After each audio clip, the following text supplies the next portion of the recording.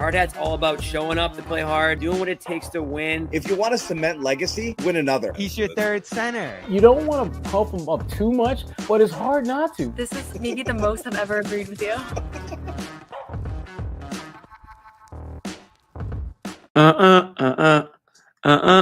What's up, Sherrod? Damn it, Amit's at the game. Clearly, he's busy. We got Bobby at the game talking to Porzingis, talking to Shireman, talking to the guys who played tonight, Sherrod. Exactly. Who played hard and showed out. A couple of big performances. We're going to get into all that.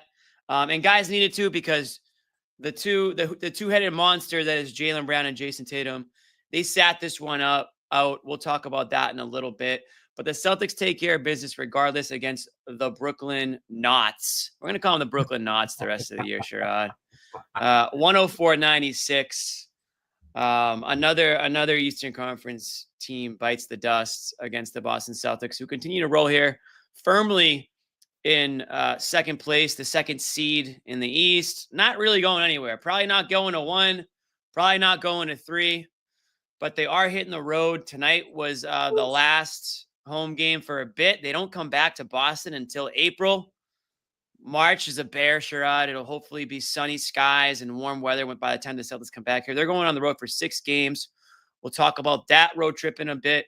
We also got Noa at the Garden. Hopefully, we'll get her on the show at some point. We're going to try. She's a little busy, Sherrod. Shout out Noa. She's doing a little additional post-game work tonight on the all-women's broadcast over at NBC Boston. And so we are very proud of her for that.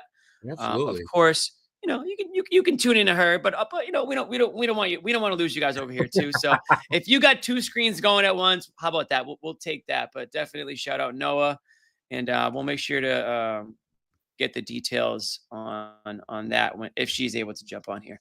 So without further ado, Sherrod, let's get into this game.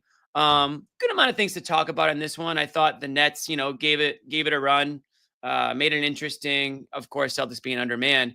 But I'd hate to talk about this game and not start with the rookie Bailey Shireman, because Bobby's gonna come on here and he's gonna talk for 45 minutes on Bailey. So we'll get our few words out of the way now. But I think and the broadcast hinted at it's been a few years since they've really had a rookie worth talking about, and Peyton Pritchard being one, and Baylor Shireman has kind of been sitting at the end of the bench, probably where he belongs. But tonight, with an undermanned Celtics team, he made the most of his opportunity, Sherrod. Yeah, and that's what this is about, Jimmy. It's about getting an opportunity and maximizing it. A lot of the things that he did in this game are things that if you've watched him play, the Celtics with the G League, he's doing the same things. But as a spectator, you're not sure if what's happening there would translate at this level. And in his case, it does. I mean, those deep threes that he was knocking down, the comfort level that he had at both ends of the floor. And even when he has played previously and didn't put up these kind of numbers, there were so many little things that if you're watching him closely, he knows how to play at this level and be a good role player. Whether it's something as simple as not being able to get to an offensive rebound, but being able to tip it out to a teammate who can knock down a 3. Whether it's setting a good screen that frees up a guy, whether it's, trying to draw a charge, trying to make things happen, doing what we have come to know and love as racking up the Tommy points. Right. Shireman is a guy that you see the potential. Who's Tommy? I'm just kidding. Stop it. You see the potential. You see the potential that he has as a guy that can help this team. And to me, the interesting thing now is, will he do enough in these next 20 or so games to gain Joe's confidence to be using the playoffs? And by using the playoffs, that's a big will. It is. I'm not talking about the end of, for example, let's say for whatever reason, maybe, Jason or Jaylen is having a little tummy ache or something like that, and they maybe have to go to the bench for a little bit, and you need to throw somebody out there for like a 2-minute spell. Can you, if you're Joe, feel comfortable and confident that Shireman can go out there for a couple minutes and not kill you? Because he's not going to do enough to where Joe's going to play him significant minutes, but can he play spot duty fill in for Jalen or Jason for a hot minute or two type minutes. Is he going to get that kind of confidence boost from Joe? I don't know. But he's making it very difficult for Joe to keep him on the bench if he's able to string together a series of these type of games, not so much scoring, but making an impact, because that to me was what he did more than anything else tonight. Yeah, I'm gonna pump the brakes on the P word, meaning the playoffs, but I am gonna say this, Sherrod. All season long, and we've talked about it, all season long, Joe has been looking down that bench, and sometimes he's looking pretty far down that bench for somebody to rise from the stay ready ashes, if you will, and just be ready, right? And it's been a guy here, it's been a guy there. They obviously haven't had a player that they've really consistently relied on or gone to and stuck with. On any given night, it could be Shireman, it could be Walsh, it could be Kada. You can keep going down, list 4 or 5 other guys probably. And on occasion, those guys will, play serviceably well, right? And I thought tonight, though, Shireman, and the reason why Shireman's going to find a spot on an NBA team if he's going to be shooting like he shot tonight, 7 of 8 from the field, including 6 of 7 from 3. And that includes a hell of a shot at the end of that third period, quarter, excuse me, off the inbounds. And I got to give Porzingis credit on that play too, for catching that inbounds and just immediately firing it back to Shireman for that 35, 40 footer there. I mean, that was something deep. Pretty. He was feeling it tonight, blowing a kiss to the crowd, and that's that does wonders for your confidence, because you talked about Shireman and what he's doing up in Maine. And listen, you're the 1% of the 1% to be doing anything that effective, even in the G League. But it's got to really kind of get to you a little bit when you see what's going on in the NBA. You see other rookies kind of contributing, and maybe 2-year guys, and maybe guys that that you're better than contributing at the NBA level. And you're kind of doing it in the G League, and you're kind of wondering if people are paying attention. You have to kind of stick to the process, right? Stick to what's gotten you this far, and be confident that when your time does come, you'll be ready for it. Opportunity, take advantage of it. And tonight he did that. So I think confidence-wise, this does wonders for him. What's going to keep him on the court, though, is what he does on the defensive side. Did you see anything tonight, good or bad, that stood out to you from what Shireman was able to sort of contribute out there on the defensive end? Well, the thing that I notice about him is the more that he plays, the less, for lack of a better word, clueless he looks out there. Sure. His first instances playing, he just wasn't where he needed to be consistently enough. But now it doesn't seem to be as big a deterrent or an issue when he's out there. He seems to know where he's supposed to be. And a lot of that is just simply getting reps, being out there, understanding what your role is, understanding how to play off of and play with your teammates on the defensive end of the floor, and not being intimidated. When guys, see him out there defending them, they're going to absolutely go at him because he's a rookie. And he's a rookie, and even though he may be maybe 12 out of 12 on a scouting report, that report is going to say really good shooter, defense questionable. And you are trying to, as a player for the Brooklyn Nets, you want to find out the answer to that question about his defense. And I think he was able to, he's not shutting anybody down, but he doesn't give off, this is a big liability defensively type vibes. I look at him in many ways similar to what a guy like Sam Hauser does. Sam's not locking people up, but more times than not, Sam is in the right place at the right time, contesting shots, not allowing guys to get to the sweet spots they want to. And if they make a shot over you, that's fine. You can live with that, but don't let them get to the spots that they want to. And I thought Shireman, for the most part, did a good job defensively of not allowing the Nets players to get exactly where they wanted to. And that's the stuff. If you're Joe Mazzulla, that's the stuff that's going to breed confidence in you to play them. You know what he can do as a shooter. You know about the offensive side of his game. But can he not hurt you defensively? Because he's not going to. He's not a Drew Holiday. He's not a Derek White. But can he do enough at the defensive end of the floor to the point where you can actually play him and not have it be 4-on-5? He has to be the anti-Dallas Maverick Luka. You can't be that guy. And we're talking about guys that Joe will go to, and I listed a few. So I'm just going to go down the list, Sherrod, and you tell me right now, as TD Garden tries to jump in here, I have no idea what that's all about. Sorry, team. Let's get that off the screen. You tell me if there's somebody, you stop me when I read somebody that you want to see in there over Shireman, okay? That I want to see over Shireman. Yeah, you stop me, okay? Okay. Xavier Tillman. Nope. JD Davis. You can just stop me. JD Davison. Nope. Drew Peterson. Miles Norris. Jordan Walsh. Torrey Craig. Yes. I'll stop you right there. Okay, so that's where I was kind of going with it, because I think you're kind of getting to a point. And Cato was going to be the next guy, but those positions aren't, we're talking about different positions kind of at that point. So no, Torrey Craig is a legitimate NBA veteran. A guy, and I've said this before, and I'm not gonna back away from it. Torrey Craig is gonna help you win a playoff game. I am totally. That's a hot take.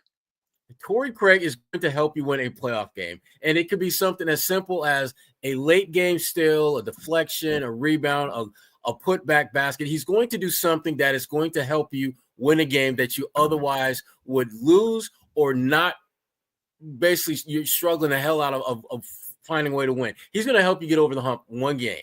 And to me, that's his value to this team. Give me one playoff win and we're good. I think it comes down to both those guys. I think, obviously what Craig has is experience, right? I'm not to say he's got a bunch of playoff experience, but he's got a lot of NBA experience. Right. He knows his role well in this league. He plays it well. Torrey Craig does what Torrey Craig does, right? I did find it interesting that they didn't really go to him much tonight, and maybe that's because Shireman kind of had the hot hand there, at one point. But there's plenty of minutes to go around, and Craig ends up with just 8 minutes. And honestly, same with Keita, two guys where you thought maybe would potentially see a little bit more time and have a little bit more of effect tonight, but largely ineffective. Really not really even much to say about them tonight, other than the fact that they didn't contribute and didn't really play much. But I can still see a situation where Mazzulla would go to Craig a little bit early on. I think he might be a little frustrated with Craig. And I want to say probably more on the defensive end. I think Craig's maybe looked a little bit slow at times out there. And again, with Shireman giving you what he gave you tonight offensively, that outside shot kind of makes him slide right into a situation if, like you mentioned, one of the Jays can't, need a quick breather, or if something's up with Hauser, right? I mean, he's been in and out of the lineup with back injuries, and obviously you hope that he's going to be healthy because you want to have him in there. But that's where I see Shireman really coming into play, is a situation where if an injury does occur, if there's guys that are banged up, whether it's down the stretch or at points in the playoffs, where Shireman could be able to slide in and fill that role and be that outside shooter that's going to still make defenses honest. They're not going to be able to cheat off Shireman like they could maybe, some of the other guys that you could list on that stay ready crew.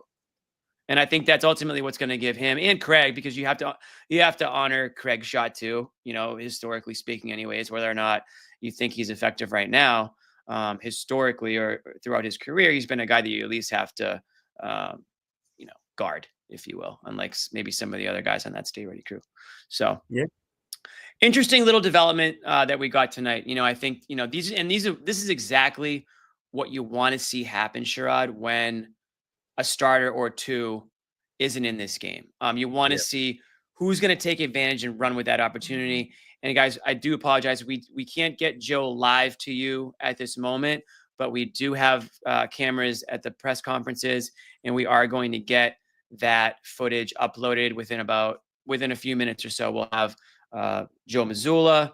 We are told that Porzingis is speaking tonight, and we are told that Mr. Shireman himself will be speaking. But I did mention Porzingis, Sherrod, and I would be remiss not to bring him up next as the next player that kind of stood out in this one, and maybe even more so than Shireman, if we're being honest, at least from a long-term point of view, because a week ago, people thought this guy had, leprosy.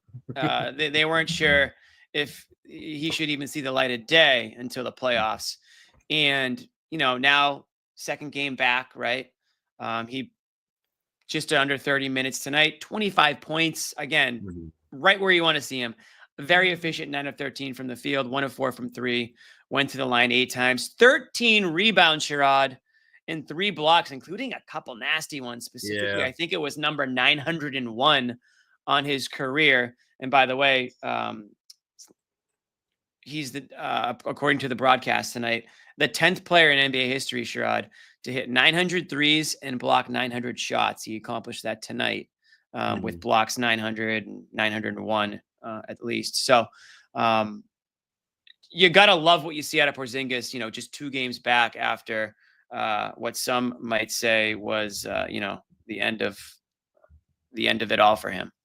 Right. No, the stuff that really impresses me most about him since he's been back isn't so much the stats, but it's his wind, his conditioning. I mean, typically when guys have long layoffs and then they resume playing, the one thing that they can't really get a firm control of early on is their conditioning. And a lot of it isn't so much that they're in bad shape. It's just that the adrenaline is pumping so hard because they've been out so long that they physically tire themselves out often without necessarily going through the rigors that they normally do to get fatigued. And Porzingis has not shown any real signs of being worn down. It's as if he's just kind of figured out, I'm back, I'm going to do what I do, and I'm going to leave it at that. There doesn't seem to be this level of anxiousness that a lot of guys have when they've been out for a long time, wanting to get back into flow, get back into rhythm. And that's great if you're the Celtics, because remember, this is your number 3 option.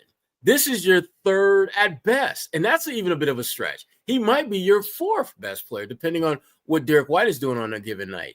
And to have a guy that is a absolute cheat code / mismatch as your 3rd or 4th option, and for them to be out for as long as he was and to come back and have the level of consistency from a conditioning standpoint that he has, you're feeling really, really good about if you're the Celtics. And the way that this road trip coming up, and we'll talk about this later, but the way it's broken down, there really aren't going to be many points within this trip where he's going to be extended physically. I think there's only one back-to-back, and that's the second part of that back-to-back is at Sacramento. That's going to be a tough game. I wouldn't be surprised if they sat Porzingis the game before that and played him against Sacramento. But bottom line is Porzingis is doing so many of the things that in a best case scenario, you would want to see from a guy who's been out as long as he has. And that is reason enough for the Celtics to feel really good about his continued progress and growth as they get closer and closer to the playoffs. It feels like he's, again, and I know that when you look at, if you at the end of the year, you look at the games played and you say, oh, another Porzingis, missed half the season or whatever. But I got to say, Sherrod, when he's been in these games, this has been the best I think he's maybe looked throughout his entire career. And I know I haven't poured over his career, season by season, but I think he's having a better year this year than last year when you compare just the way he looks out there on the court. And I know that he had a good season in Washington prior to being traded, but I still think the last 2 Boston years, or at least maybe this Boston year, really shows the what he's capable of. Yeah, I mean, I would say that he doesn't necessarily play as big a minutes as he's accustomed to playing, but I would say that when he does play, his impact has been greater this year than it has been in terms of winning games in any other stop that he's been in. You remember he has been the number 1 or number 2 guy everywhere he's been until he came to Boston, where at best, he's your number 3 option. And a very legitimate case can be made that if everyone is healthy, he's your 4th option, behind Derek White, Tatum, and Brown. So the thing about Porzingis that I'm really liking, again, is just the comfort and confidence that he's playing with. Like, he doesn't look like a guy that's trying to work his way back into basketball shape. He looks like a guy who is gearing up for the playoffs and is just using these last few games of the regular season as tune-ups for the postseason. And that is something that I don't think most people anticipated when he finally got back on the court after that long layoff. But most people, thought that it would take him a little bit of time to kind of ratchet up to where he was before. And hopefully he'll be some close resemblance of the player that we've seen by the time they get to the early middle part of April, right before the playoffs. Where what's the reality is this: he's already hitting the ground running now. He's doing a lot of the things that you thought would take him a few weeks to get back to doing.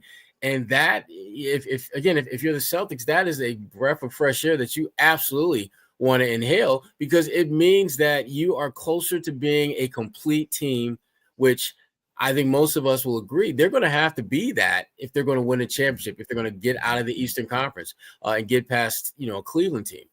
So there's a lot of things the Celtics can come away feeling good about, and particularly when those things are relative to Porzingis. Yeah, I mean, 100%. I think that is, again, I'm knocking on wood here. This guy stays healthy, stays out of the doctor's office, no more sicknesses or illnesses. I really do think that he's, there, you can probably go down the line and give a reason for X factors on every team. But I feel like Porzingis, like a healthy, effective Porzingis, like just playing the way he played tonight in the playoffs, along with the rest of the Celtics roster. I mean, that's something that you just didn't have for a portion of that playoff run last year. And it just really would be a huge difference maker against what you can expect to be a harder path to the NBA Finals and in the NBA Finals, where you actually might need all hands on deck. So that's another exciting development in this one, is that Porzingis doesn't seem to have missed a beat. And again, knowing what you know now about the fact that, okay, it was just a really bad, some sort of illness, bronchitis, flu, whatever you want to label it, the fact that that's what it was, and that he's able, and then we're seeing him now play the way he was, kind of maybe a bit of a blessing in disguise in a way, because it's just less wear and tear on the body, a little bit more rest. Clearly he looks pretty spry out there, the way he's getting up and down. Probably a little winded at times, but I think that's to be expected. So overall, again, another a solid, more than a solid performance. Again, guys, we got Bobby at the Garden. We got Noah at the Garden. We're gonna get some footage coming in here from some of the post games. Before we do, I want to tell everybody about our good friends at Prize Picks. Well, guys, what is Prize Picks? It's the best place to get real money sports action. With over 10 million members and billions of dollars in awarded winnings, Prize Picks has made daily fantasy sports accessible to all. You just pick more or less on at least 2 players for a shot to win up to, how much, Sherrod? Not 100, 1,000 times. 1,000 times. That's right, 1,000 times your cash. Run your game all season long on Prize Picks. You can mix and match player projections from different sports. We're not just talking about basketball. We're talking about all different sports here. Combine your favorite basketball players for players from baseball, hockey, esports, and much more. They offer Venmo, Apple Pay, and MasterCard, and more for quick and easy deposits into your account this sports season. Prize Picks also offers weekly promotions that can lead to big payouts, like Taco Tuesday, which is tonight. Taco Tuesday, guys. Get up there on the Prize Picks app and get involved in some Taco Tuesday.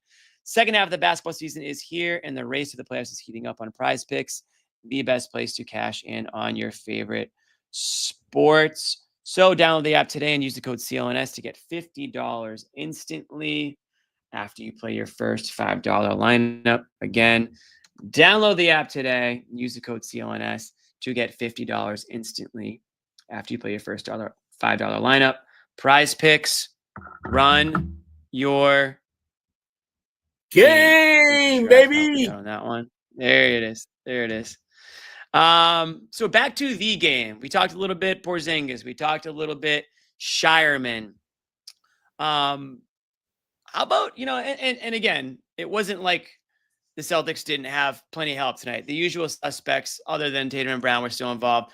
We had a very, very fourth quarter-esque performance from Derek White, Sherrod, again, who finished with 18 points, 6 of 19 from the field, 3 of 11 from 3, so not the most efficient night outside-wise. But again, that third quarter, I thought was the bit of a turning point in this game. I think the Celtics ripped off like a 7-0 run to start out that third quarter, and obviously Derek White was a big part of that. And then you had a little bit of Drew Holiday showing up as well, 12 points from Drew. Again, the 3-point shot, not quite there tonight, but 6 rebounds, 8 assists. 38 minutes for Mr. Holiday. Yeah. Joe's certainly not shying away. 37 from Holiday, and that was a game high or a Celtics high. And again, White with 33 and Pritchard with 33. So the guards definitely got plenty of burn tonight.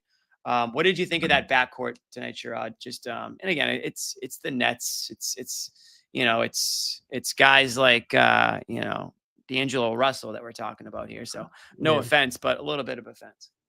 Yeah, I mean, it was solid. I think when you don't have Tatum and Brown around, it changes so much of not only in terms of expectations, but also the ability to execute.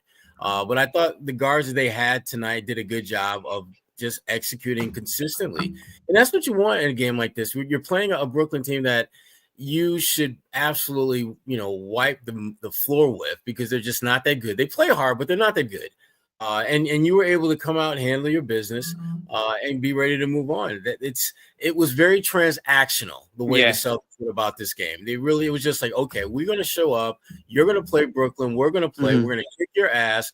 It's going to be closer than it should be, but that's okay, because we are putting our thumb on the scale of justice and keeping not one, not two players, but our two best players are not going to play, and we're still going to win. And two best players didn't play. Celtics shoot 33% from three. I mean, won the rebound battle 48-39. Assists were pretty even.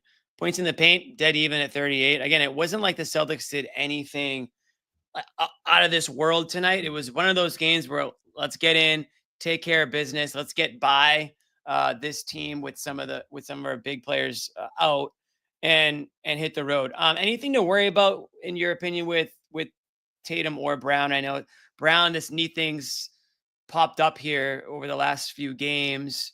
And, that also includes a game where he just didn't really look that good performance-wise. So I don't want to play panic meter with something like this. I don't think we're really in panic meter territory to start with that. And if we were, I imagine it'd be, I'm thinking, I don't want to speak for you, but it'd probably be on the green side of things, not panicking.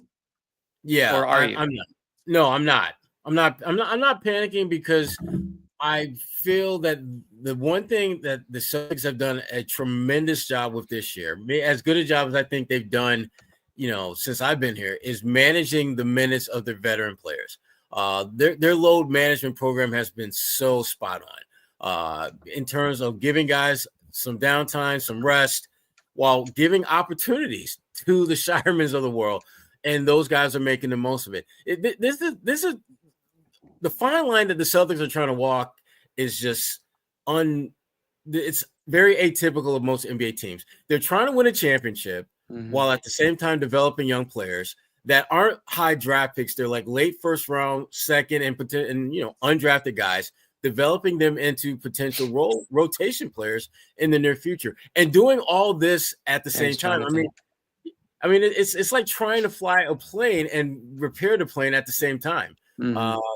It just doesn't make sense on how they're able to do it. But that's what nights like this are about. Giving guys like Tatum and Brown some downtime to rest, giving Shireman a chance to show what he can do in a real game against real NBA players, and figuring out who's going to make the most of the moment, who's going to maximize this opportunity.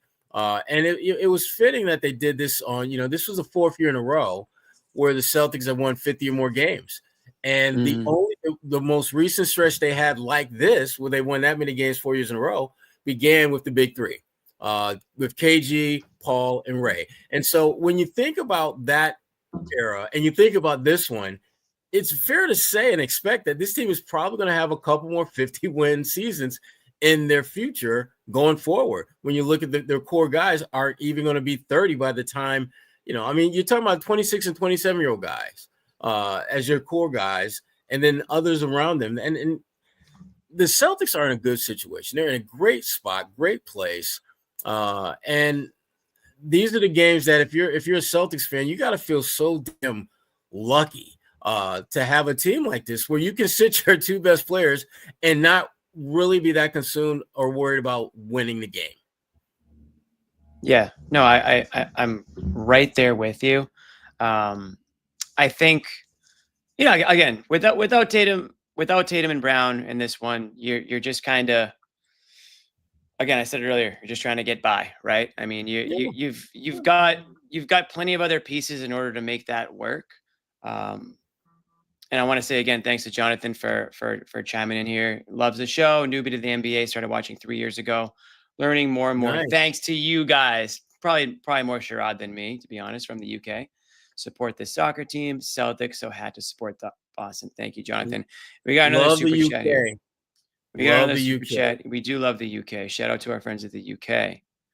Eric And all my people Polanco. down by Piccadilly Circus. Shout out to my people in Piccadilly Circus in the UK. That was my spot. You've had some days and nights there, the Piccadilly. Yes. Yes. I went to London for the first time over the summer, and I did absolutely love it. It was like a cleaner New York City. It was a lot of fun too. Yes. Toronto, walk right London in. are both New York, but cleaner. Absolutely. Holiday being more aggressive. You walk right. You know what? You'd love if you could just.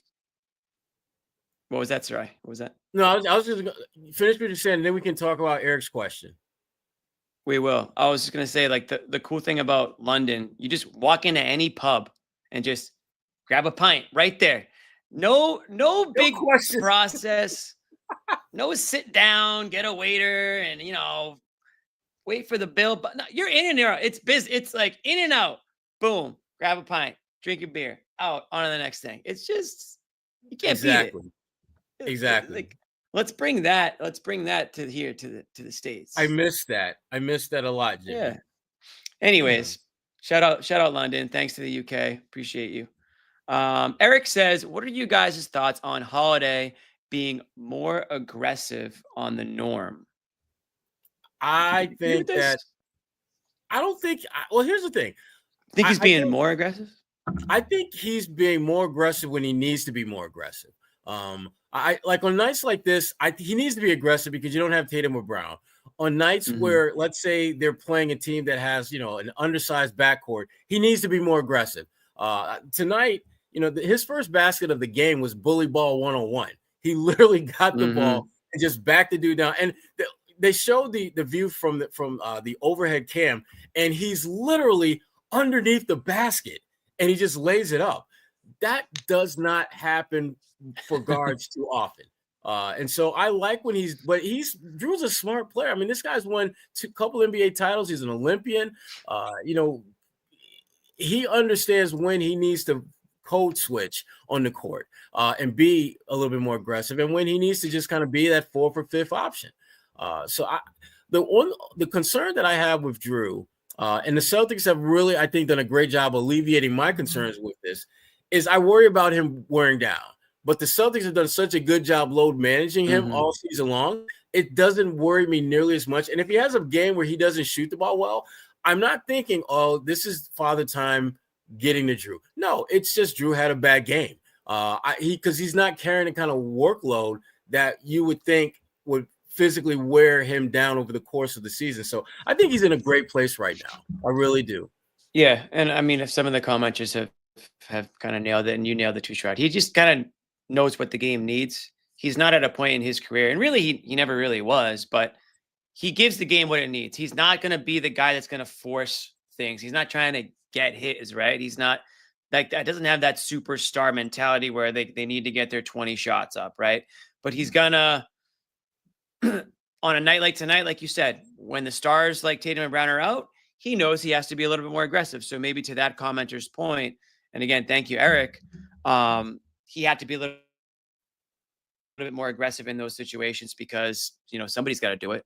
And then, you've got the nights where he can kind of defer a little bit and focus more on defense and be that sort of defensive anchor, or at least one of them that, makes up, in my opinion, the best, I would say the best two-way backcourt in the NBA with Holiday and White. And now when you obviously add Pritchard into that mix there, you've just got like a 3-headed backcourt monster where whether offensively or defensively, you have to know where all 3 of those guys are on the court pretty much at all times, because they're just, all 3 of them are just so damn effective in their own ways. Like that's the other thing, is that they've all carved out something that they're all so good at, whether it's Pritchard just being able to score and shoot in bunches, whether it's, Holiday locking down the opposing team's best player, whether it's Derek White and, his block shots or his ability to just kind of be everywhere on the court and hit the massive 3-pointers when you seem to need them at the most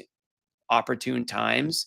And again, going back to Derek White in this game, I thought that he got hot. It was not a Derek White game, but I thought he got hot at the exact time the Celtics kind of needed to sort of flip the game into their favor. It felt like the Nets were kind of just like comfortably ahead, here and there for most of the first half. And right out of halftime, it felt like that's when it kind of switched. Yeah. And this is what they do. They are, as a group, figuring out what has to happen in order to be the best version of themselves. And it's good to see. And again, they're at that point now where, they're just, we're at 69 games. There's 13 games left. This is go time. This is when your rotation starts to get refined a little bit. You get a better sense of who's in, who's on the cusp, and who's out altogether. And you want to make sure that you find that balance between resting your core guys, but still making sure that they don't, accumulate rust going into the playoffs. So there's just a lot of things that if you're the Boston Celtics, you've got to really feel good about at this point in the season, especially as the guys who've been, in the load management program are starting to kind of get weaned off of that. Like I wouldn't be surprised if, for example, if let's say Porzingis plays in a back-to-back. They got that one coming up. I wouldn't be surprised if Al Horford played in one of those games and Porzingis played in both. They're getting to that point now where, again, I think you're going to see more and more of their rotation being fine-tuned and refined and sharpened so that they have a much clearer sense of who their top 7, top 8 are. And those guys get used to playing as just a 7, 8-man band. That's really, really, I think, important to this team as they figure out the path they're going to take to get back and win Banner 19. Hey, did you is that a second? And we just got some. Oh, what now? Did Eric? The reason I asked is because. Oh, we did. Yeah, we look at that. Yeah, sorry, Eric. Thank you again. You didn't have to do that, but we appreciate it. Eric goes, the reason I ask, referring to Drew Holiday, is because the Celtics are 40-3 when he scores 14 or more points. It's a hell of a stat right there. I think that more has to do with. Yeah, I mean, I think it goes back to, if you're getting that from Drew Holiday, assuming you're still getting some pretty good production from the guys who you typically get it from, I would say way more often than not, you're winning that game. Yeah. Right. Yeah. Don't know if it necessarily means that when Drew Holiday is looking to get his, that, they're going to win. But I think obviously he's the type of guy that, we're talking about go-to scorers on this team. I mean, he's the 5th guy in the starting lineup, a healthy starting lineup that's looking to score, or that you're expecting to score. So I think, if it's one of those games where he's giving you that amount of points, you could probably bet that, the Celtics are looking pretty good in that one. But again, there is only one basketball. And I think Drew Holiday understands that, there are other players on this team. Now, he's a veteran. And if teams are going to cheat off him, he's going to try to make them pay. I think there was that one game earlier this year where things kind of got out of hand and it just wasn't his night. And he kind of got exposed a little bit. But I think the Celtics are going to be able to, kind of avoid those types of situations. And I think he will as well. But he's a confident player, as confident as you can be. And again, gives the game what it needs. But certainly an aggressive Drew Holiday, a physical Drew Holiday is a recipe for success. But I think, honestly, I don't worry about what he does really scoring wise. I really don't. I just want to see him play strong defensively, smart basketball, get guys involved, frustrate the opponent. And if he can score, that's kind of like the gravy. Yeah. And that's, it takes players a while to just kind of embrace what their role should be in the NBA. Guys who've been scoring, a ton of points, they want to keep doing that. I was watching a podcast that had Pat Beverly on, and they pointed out how, Pat Beverly is a guy that we know as a pesky defender, and yet he was a big time scorer, when he was in high school. And, the guys figure out what they have to do in order to make it in this league and how to stay around and be effective and be impactful and have a consistent role. And sometimes that what they do isn't necessarily what they want to do. And to me, I look at a guy like Drew Holiday. He absolutely embodies what winning basketball is about. He's a guy that could easily go to another team or even on this team and look for more shots, expect more shots. And to his credit, demand that type of respect because of all the things he's done in this league. But he's not trying to be that guy. He's trying to be the guy that I will get in and fit in where I'm supposed to. I will do whatever I have to do to help this team win games because at the end of the day, that is how I'm going to be defined. When people talk about Drew Holiday and his name comes up as a potential Hall of Famer, people are going to point out the fact that this guy won 2 NBA titles, was the best perimeter defense probably of his generation. And let's be honest, could have put up way better stats than he did if he were a little more selfish. So, again, and ultimately to me, Drew is truly about winning a championship, not just winning games, but winning a championship. Right. Sometimes that makes you look like you're not quite as good as you are as a player. We do have some Joe footage here, so we're going to jump over to Joe Mazzulla and see what he had to say after the Celtics win over the Nets here. What has he done to sort of transform and become more sure of himself, and how do you see that reflected in his play tonight? Yeah, I think that just comes with time. It just comes with understanding the system. Probably Shireman here. Understanding really different lineups that you play with. I think so. It makes sense. I think he's just a tough kid that continues to work. I think it's the culture of our play development staff does a great job. Craig and the guys do a great job just kind of creating an environment of learning, an environment of work ethic, regardless of what's going on, and keeping those guys ready. So Baylor's next on the list, along with the other guys, and he delivered tonight. So it's a credit to him, credit to the staff. How did his energy and his flurry of threes just kind of change things for you? Yeah, I mean, it was more than the threes. I think it was his, he got some crashing. He got two big offensive rebounds for us. Yep. He got 2 steals. I think it was a deflection in the fourth quarter. And then obviously his threes helped when we went small and we were able to have our spacing. So just got to continue to make plays. Again, the threes are a plus. To me, it was the defensive effort and the offensive rebounding and the toughness that he played with.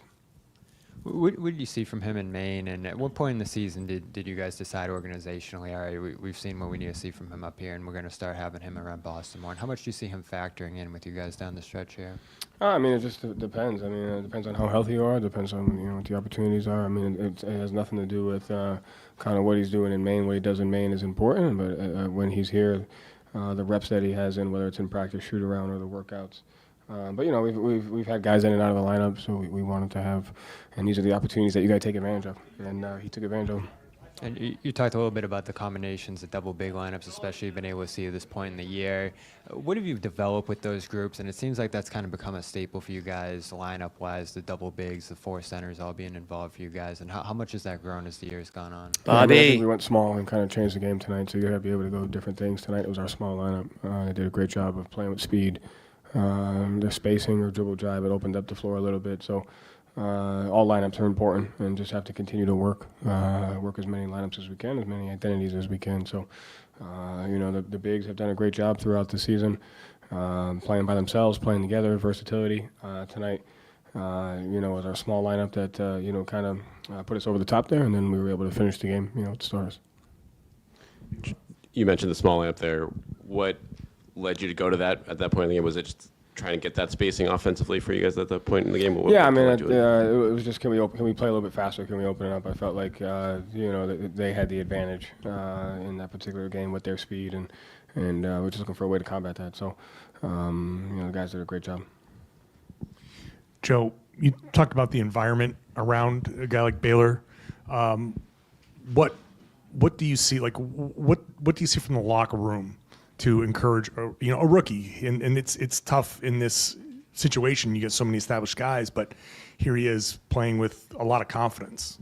Yeah, I mean, half the locker room was in the position that he's been in at some point.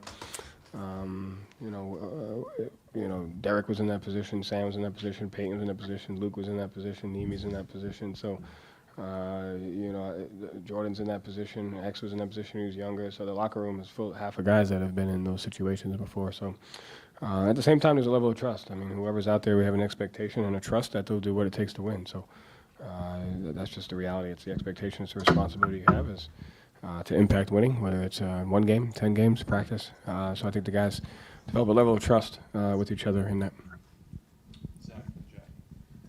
I remember you saying before the season that you told Baylor just how difficult it is to be a young player on the Celtics with the kind of sporadic opportunities there.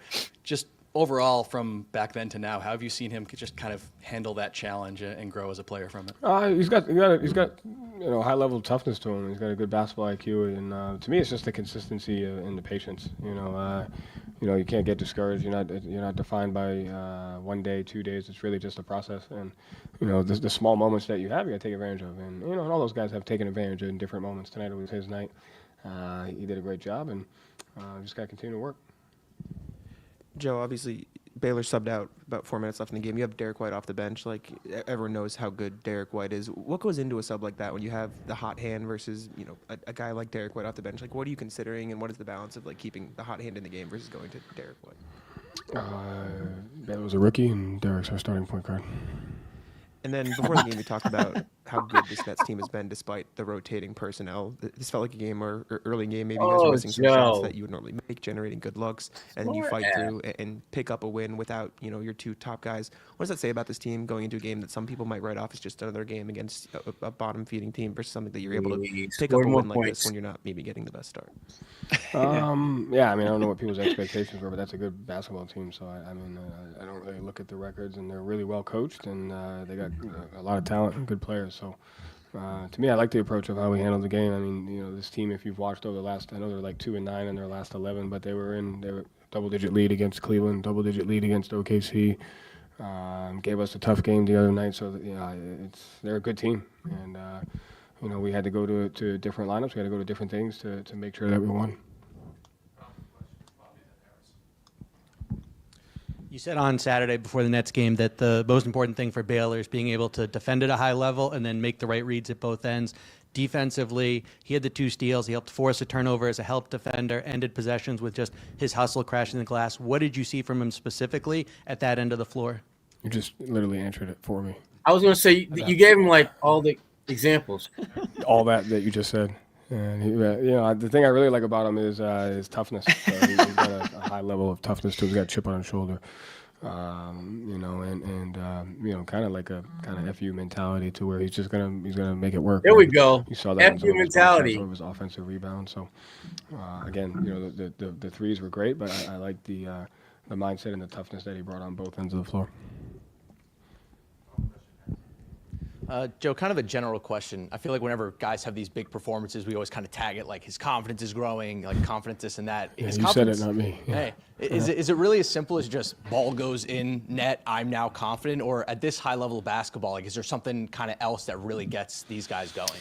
I think if you see the first, I can't speak for him, but as a player, if you see the first couple going, that's obviously going to help. But to me, I can't remember which came first, the 3-point shot or his defensive plays that he made. But it also just comes with time. Confidence is kind of an overused term, I think. In reality, it's like this kid just got here. He's been here for 3 months. Like, what do you expect him to look like, 10 games in, playing sporadically? And so, he's always had that confidence. I think it's just a lot of it's a matter of timing. A lot of it's a matter of opportunity. And a lot of it is the moments that you get, you got to deliver, and you got to impact winning. And, tonight it's easy to focus on him because he has 20, but he's done. To me, winning 1 minute is just as important as scoring 20 points when you're in the roles that they're in. Like tonight, it's Baylor's night, but that small lineup, Corey's a 34-year-old veteran, and he's played like 4 or 5 minutes a game, and he helped change the complexity. No, he had 3 in the first half. That's just as important as well. Bobby, shut up. It's not as easily noticeable, and it looks different. But it's just it's timing, opportunity, and 6 for 7 from 3 is it, but you can do it playing 4 minutes. And you just got to impact winning. All right.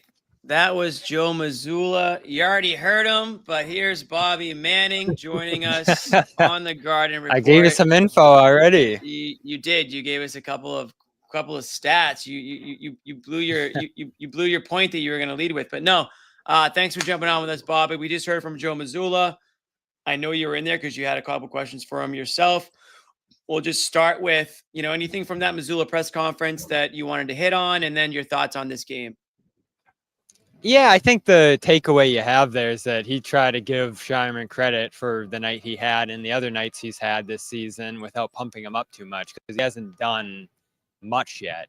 And there's still a ton for him to prove. There's still probably quite an uphill battle to him playing consistently, but there'll be opportunities late this season too. So I think we've gotten past the point, and I didn't even really recognize what point in the season it was, Jimmy, where he stopped playing with Maine and started being around the Celtics consistently. I'd say it was about a month ago or so now.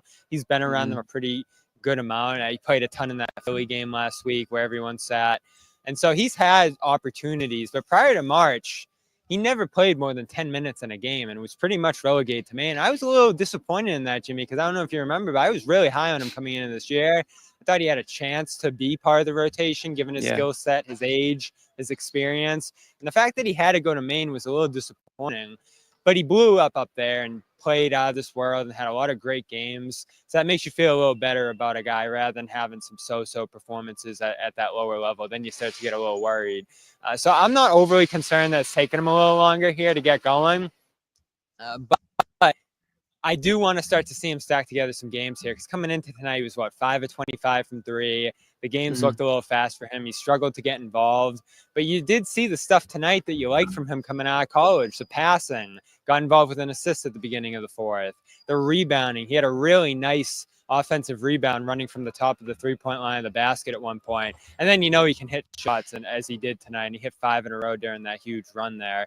So I don't know. There'll be opportunities from the play down the stretch. I'd say there's next to no chance he factors into the playoffs here. But if you do build some momentum going into next year, watch this run, from the sideline, learn from these guys, be around them a little bit more. I mean, when I was up in Maine earlier this year, Jimmy, it felt like he never even talked to Joe during the beginning part of the season, as I mentioned earlier, after coming back from up there. Now Joe's playing him in a game, significant minutes in March. So it's a huge step for him. There's still quite a bit of a way to go here, and I think Missoula reflected that with the comments he gave there, not wanting to pump him up too much. I'm gonna jump to the Shireman presser. Let's do a minute of Bailey. He's a rookie. We're not gonna give him his whole time to shine here. You're not gonna pump him up too much either. We're not gonna pump him up. As Joe astutely pointed out, Derek White's a starter and Shireman's a rookie, so he's gonna get the rookie treatment on the show too. You hit that buzzer beater. Actually, you hit the buzzer beater that didn't count, and then you hit that one that did. Can you just walk us through that moment first? Well, I was actually this trying working to throw for it you to guys? D White in the corner, and KP jumped in front of it, and he threw it back to me, and I was surprised he threw it back to me. Was that working for you or no? Okay. Jokic pass let for it fly at the KP end of the there. day. I mean, that's kind of all there was to it. There was really Here we nothing super detailed about it. D White was actually going to be open in the corner because his man had fell asleep and he was cutting open, but it just worked out that way. And you took a heat check. You get that shooter's roll. It seemed like your teammates I saw a lot of people laughing, and what was that? What was that like? What were they laughing at? Were they laughing at the fact that you took the shot, or the fact that it went in like that? Probably a little bit of both. Like to have a lot of fun out there, and with my teammates, and they're probably just super excited for myself to get the opportunity and just have the game I did, and so it's probably just a little bit of both. Baylor, Joe just kind of pushed back on the notion of playing with confidence and said maybe that's an overused word, but he did compliment you. He said that he thinks you play with a chip on your shoulder and with an FU mentality. I'm just curious, do you agree with Joe's assessment there? Yeah, I'd agree with that. I think, you kind of have to have that mentality to make it, in this league with a lot of talented players. And, every time I step out on that court, I'm trying to go, 110% and play as hard as I can, regardless of the score or who we're playing, and just try to put my best foot forward every single time. Baylor, obviously, that was a career high for you, and you're getting hype up after all these shots, the FU mentality that was just mentioned. hearing TD Garden's reaction, what was it like playing in that environment, and how does it compare to the other environments? Yeah, it's pretty special. When I hit that buzzer beater and the crowd was going crazy, that was probably top 3 environment I've ever been a part of, and obviously I played in a lot of big top 3. games. We gotta get the other 2. It's just special, and that's obviously what makes Boston so elite, and the best sports town in the country, best city in the country. And then you hit the sort of blow a kiss 3 celebration. I'm curious if Jason co-signed that, or was that something you talked about? Yeah, we talked a little bit about it in the locker room, and I might have to start working on different celebrations. So, translation. Baylor, what's the Thank you very much. Year been like? What's your rookie year been like? Can you kind of summarize what This is the last one? Like, what kind of player you are now than when you were drafted? Can you even compare those 2 guys? I think I've just done a good job of trying to just be where my feet are, whether that's Maine or here, and try to just learn as much as possible as I can from the people, up in Maine, and then, while I'm here as well, and just trying to take bits and pieces from everybody and kind of just mold it into my routine and how I go about things. And I think that's the biggest thing that I've seen over the course of the year is just the growth that I've learned, and just, staying ready for whenever my number is called. And what's the process? Stay ready. When the game slows down, everybody's it's fast, but it starts. All right, that's it. Sorry, Gary. We got one on it, Gary. All right, so we're back. We got Shireman. We got Joe. Kristaps Porzingis, I see, is loading up, so we'll get a little bit of Porzingis shortly. Bobby, other than Shireman, because we kind of got your take already on what he was able to provide in this one. We're going to hear from Porzingis in a little bit. What did you like from Porzingis tonight? Second game back from the mysterious illness that I think you thought he might not ever touch the basketball court again. Fortunately, you were wrong on that. I'm always concerned. I do. How do you think you look tonight? Good and better than the last game defensively. I'd say that obviously the last game was offensive explosion, the fourth quarter run that took that game over and slammed the door in Brooklyn. So I love the offense in the first night. Tonight, I think you saw better defense from him, the 3 blocks. He got out on the perimeter at one point and guarded Cam Johnson. So they used him more aggressively. The one thing I didn't like from the last game, Jimmy, is that they basically just had him back the whole game and were letting guys shoot. And the Nets ended up hitting 23s in that game and almost stealing it because of how wide open they left those guys. I think tonight they wanted to play a little differently defensively, go to some more aggressive stuff. And I think it's a nice preview of what he might be able to do in the playoffs, playing more aggressively defensively. And he's come so far on that end of the floor to where I was looking at the numbers today, Jimmy. Their opponents shoot 7 percentage points worse with Porzingis on the floor compared to off at the basket. So he's completely shut out the basket from opponents. The problem is that the 3-point percentage for opponents is going up significantly when he's on the floor as well. And I think they want to leave certain guys open. That's what Joe said before the game. They're not necessarily trying to take the 3 away from opponents if they're bad shooters taking it. But you saw last game and you saw for a lot of January with Porzingis in there, because those guys can get hot if you're just leaving them wide open. So I like the first 2 games. It's obviously more than you would have expected from him being out this long. His ability to jump right back into the lineup and make an impact right away is really impressive. And he said in the locker room, as we'll hear in a minute here, that he feels like he's getting a little more energetic with each passing day. So it's only going to improve from here in terms of his fitness and his energy level. I think we're going to see a super impactful player down the stretch. And a guy that I've said it over and over again, Jimmy, they're not going to be able to do it without this year. I don't think they're going to be able to roll through the playoffs without him the way they did last year.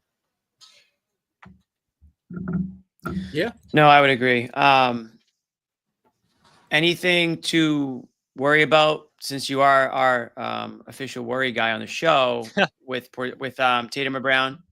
Before we listen to Porzingis real quick, just a quick one. Okay. No, I don't think so. I think Brown getting more of a layoff after the back spasms there. And it's interesting they listed him with a knee. So I think it's still the same thing he was going through before. And whatever happened in Brooklyn there wasn't a concern, obviously, if it's not listed, I'd imagine. So, yeah, I don't think anyone has any problem with him sitting out as long as he needs to there. Again, he didn't look good last week physically. So I think it's important that he takes some extra time off here now. Though our guy Cam with Celtics Lab made a good point earlier that he can only miss 4 more games before he's ineligible for all NBA and all the awards. So I do think they're going to have to pick and choose those a little bit. There's 13 games left.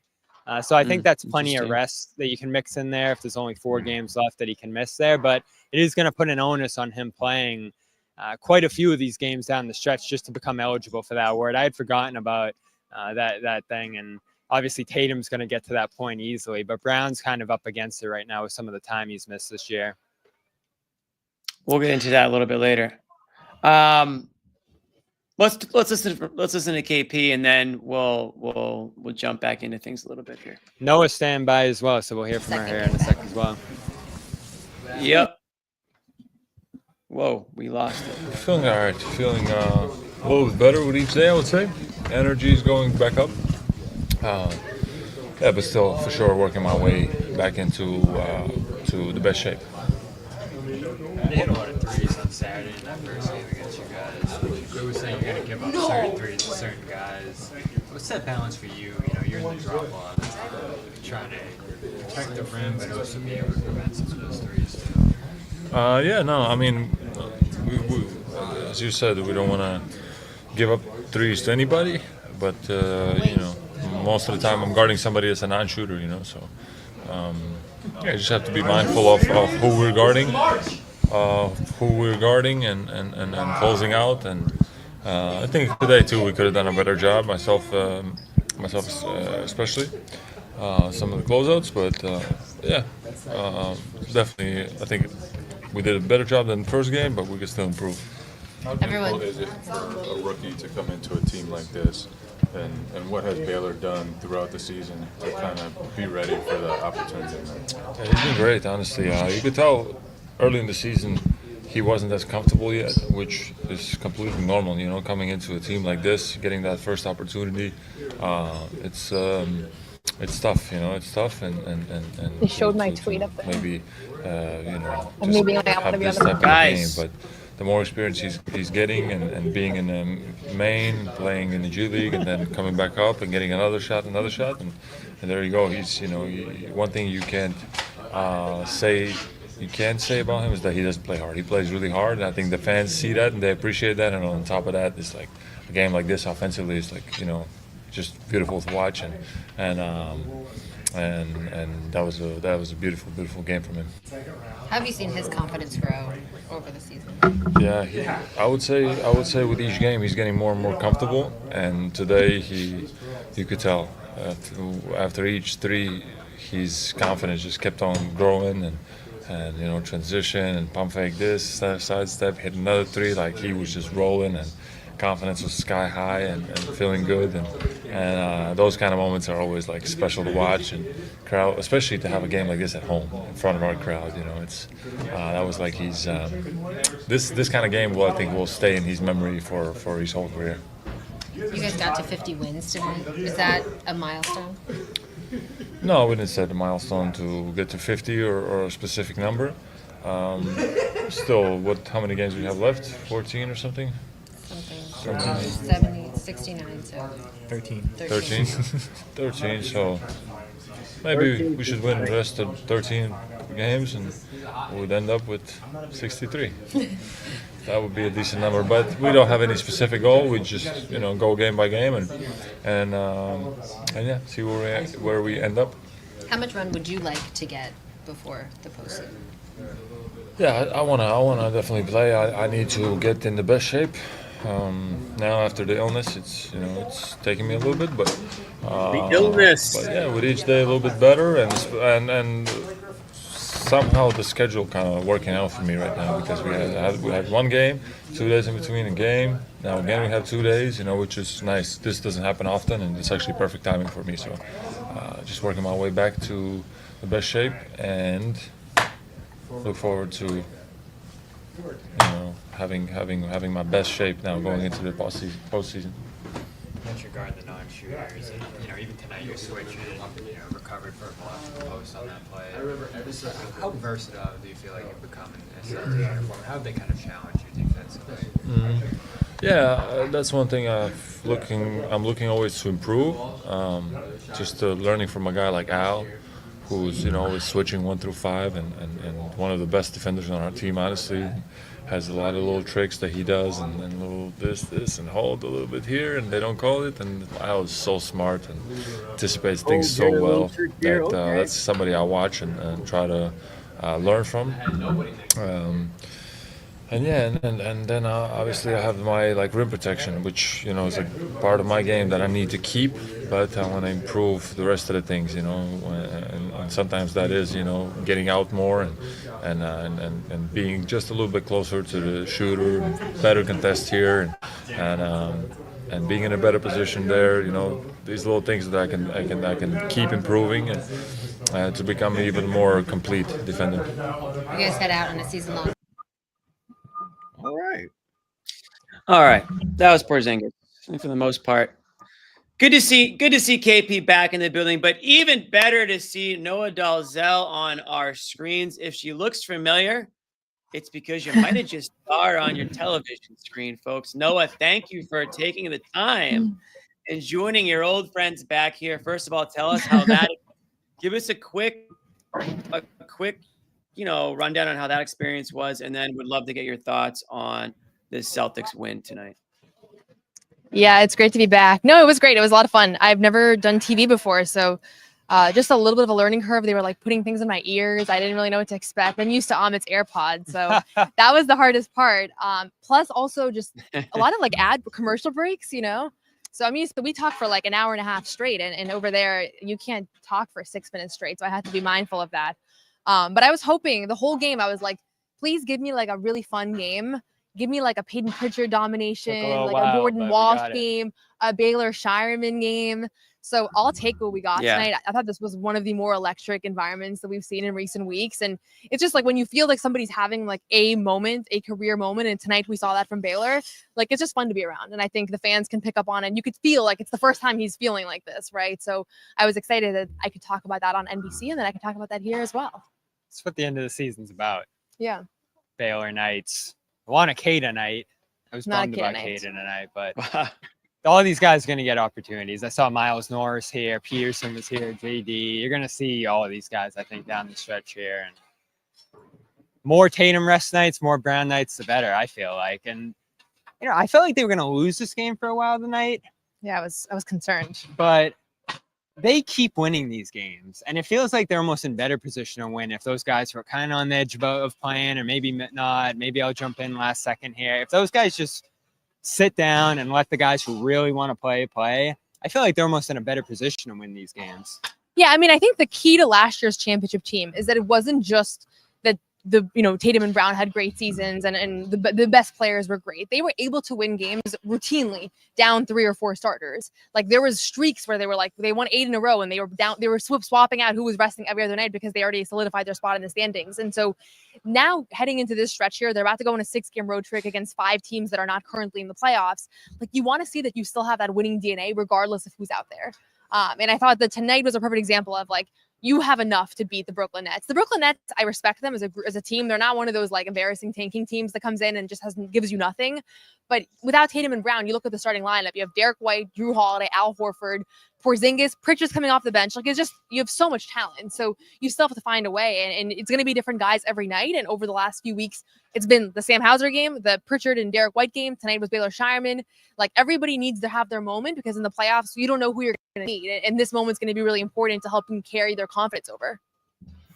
That was one of the really cool things about last year's team was that they recognized opportunity and seized the moment consistently. And that's very unusual for NBA teams to do that, particularly to do it with so many different types of players with different strengths of making things happen. And that to me is why these games to me matter as much as any game that you'll see this year, because Jimmy and I talked about this earlier. You're trying to build this team towards winning a championship while also developing talent along the way. And that is a hard thing to do at the same time. And the Celtics, these are the nights where you can see the fruits of that labor come into play. I mean, Shireman had a great game, not because he's just knocking down shots, but because he's been building up to this opportunity all season long. It was just a matter of when is Joe going to let him run free in the yard and just let him play. And he did that in this game. And Shireman, to his credit, did a lot of good things besides knocking. I was glad in Joe's postgame Yeah. when he talked about Sherrod. He didn't just focus on his shot making. He focused on the little things that he was doing, because he's been doing those little things when he's had spot duty. Whether it's tipping a ball out for an offensive rebound that leads to a three, trying to draw a charge, trying to do something to put his imprint on the game. His game's awesome. Yeah. There's so many layers to it too. And when you draft a guy like that at 30, again, I was so excited that he was there. I was surprised he was there. I think everyone had him going a little higher than that. And then I was just telling them I was disappointed that he didn't break through early, or even in the first half, or pretty much the entirety of this year. He's spending in Maine or on the bench. And I know we discussed it a little bit earlier when we were up there in Maine. I was like, man, I thought this guy was going to impact the team this year. And you were like, it doesn't always happen right away. I think tonight showed that there's still some good hope there, even though he pretty much redshirted this year. Here's what I'll say. This is maybe a little bit of a hot take. I think Baylor Scheierman is one of the hardest playing players that I've ever seen play basketball at any level. Genuinely, going up to Maine, that was all I could think about. I was thinking to myself, this guy's a first-round draft pick who's in the G League right now. There's lots. I'm not even going to acknowledge that. And where's the genuinely, nuclear bomb sound right now? That is, yeah. My computer And you guys is can clip literally that and people melting can- after that What? tape. My computer. I think he is works burning hard, up. but KG, Gary Payton, Baylor Scheierman. Well, I didn't want. Yeah. Okay. Yeah. Listen, you guys can roast me, but You can't. I'm you can't- standing by it. I'm standing by it. How If you go about watch can't him talk in about G League, KG nobody Jaylen is Brown. playing- Scheierman. I don't want to hear. I don't want to that. hear about in the NBA Finals how hard you play. Everybody plays hard in the NBA Finals. Do you play hard on a Tuesday night in an empty high school gym in Portland, Maine, as a first-round draft pick playing against guys that are never going to be in the NBA? That is Do what you have makes a you choice? the hardest playing basketball player. Yeah, Noah. you do, because I go up there and I watch guys all the time who don't play like that. Like that was a Noah. separating factor. I'm telling you. I'm not going to put. Yes, Jimmy. Did you say that on TV tonight? I did not say that on TV. I was so lukewarm over Okay, there. good stuff for us, Yeah. Jimmy. I didn't Okay, want- I didn't good. want to Okay, you good. guys. So Come on. so you might Jimmy's get like- invited back to that show then. Yeah, Listen, good. you can disagree with me. You can disagree with me, and if it takes you longer to get to where I'm at right now, that's okay. But he Wow. dives on the floor for every Wow. loose ball. He's drawing more charges than anybody on the team Hey, per. hey, she's saying homeschool. Well, I'll wait for you to catch up homeschool. Yeah, you can catch We'll up. wait. If John was here, she's John been would on- not. she's been John on would not be TV happy for- for now. She's been on TV for 5 minutes and she's already big timing me, Sherrod, in front of all my friends, just like that. She's already big timing me. I'm standing by it. I'll say you guys this. can laugh. I'm not going to Oh say my anything about God. how hard he How would plays. you rank his work ethic against a guy, say Jaylen Brown? I'm not comparing their work ethic. I'm saying he does not take a possession off. I have never seen him take a possession off in my time watching him. And granted, like I only watched him play 20 games, right? But it's pretty remarkable. Like you really, especially in the G League, I'm telling you guys, you watch G League games, guys, they miss a shot, they feel iced out by their teammate, they take a possession off, they get backdoor cut, they know it's okay because few people are watching. Like the margin of error over there is pretty high. And he never cut a corner over there. And I thought to myself, like, I don't know if the shot's going to come around. There are athletic things, there's quickness, but that aspect of it, he totally has on lock. He does. And I've been watching other guys. I'm not throwing anybody else under the bus, but I'm just going to elevate Baylor here. I like the rebounding. I think it shows in that spot. And he's a physical, talented rebounder too. And that's always stood out to me. But to me, it's the passing. And that's when he gets into the flow of the offense, when he gets into this role eventually. That's He's what a I top want 3 to see. passer of all time. He's the most dazzling passer Ever? on the Dazzling. bench, on this team. Yeah, I mean, We're getting it all he does tonight. provide- We're- The hot takes are just does- flying off the Sherrod, shelves they're- tonight. They're playing. I'm all the already hits, scared about how man. the show's going to be clipped up by Ahmed. So. No, yeah. They're playing To all the me, hits. it's to me, it's more the skill set. The playing hard, I guess, that stands out a little bit. So but is there's this a like skill Hot set Take here that I Tuesday? believe in. Is that what we have Sherrod, here? Hot we Take forget. Tuesday? No, Sherrod, I we never have forget. a hot take. You guys always want me to have a hot take. I finally have one. It's not I'll going let on. you have it. No. I wouldn't go that far, but Sherrod, we to me, forget. it's the skill set. These are the Shireman insiders. These guys follow Shireman around We the follow him country everywhere. practically. In Yeah. fact, I remember Bobby was live tweeting, I think, step by step Shireman's game in Maine, to the point where I think his mom was a little concerned for Shireman's health and well-being up there. Who's So- this guy stalking you? Nobody knows Shireman more than these two. So I believe them when they say he's a dazzling passer and the hardest working guy in the gym. You kind of have to be in order to make it this far.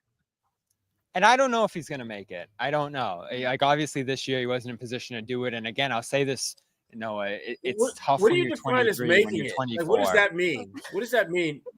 Him making it? Carving out an NBA role, having a consistent Oh, he's gonna make it.